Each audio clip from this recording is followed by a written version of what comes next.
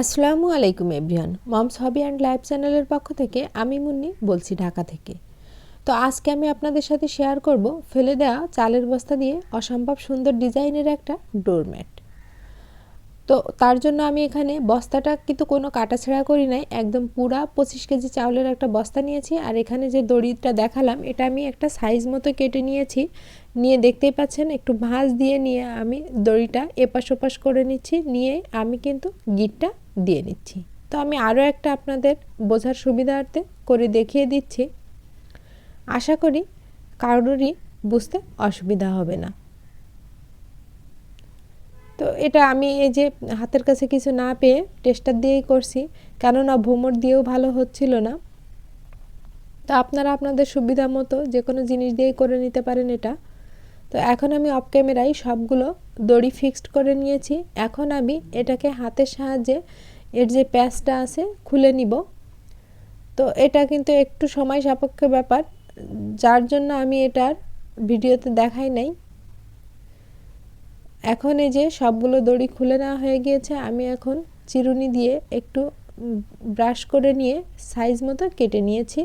তো তারপর আমি এখানে রং করে নিচ্ছি। আর এখানে আমি রেডি অ্যাক্রিলিক কালারটা ইউজ করেছি। আর এই যে সবুজ রংটা দেখতে পাচ্ছেন, এটা কিন্তু আমি যে ডার্ক গ্রিন তার সাথে আমি হোয়াইট মিক্সড করে এই রংটা এনেছি। আর এটাও অ্যাক্রিলিক কালার।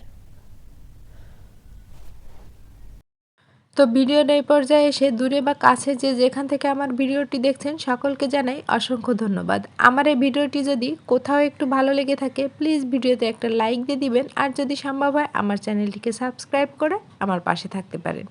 আর এই যে ডিজাইনটা আমি করতেছি এটা আপনাদের কার কাছে কেমন লাগছে অবশ্যই আপনাদের মতামত কমেন্টে জানাবেন, তাহলে আমি অনেক উপকৃত হব। আমার যে ভুল ত্রুটিগুলো থাকে সেগুলো আমি বুঝতে পারবো, কেননা কোনো মানুষই আমার কাছে মনে হয় পারফেক্ট না, ভুল তো তাদের থাকবেই।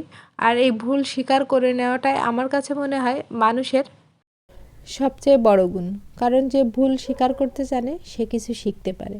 তো আমিও চাই আমার ভুল ত্রুটিগুলো আপনারা আমার সামনে তুলে ধরুন, যেন আমি পরবর্তী কাজটা আরও সুন্দরভাবে করতে পারি। তো কথা বলতে বলতে আমি কিন্তু অনেকটা ডিজাইন করে ফেলেছি।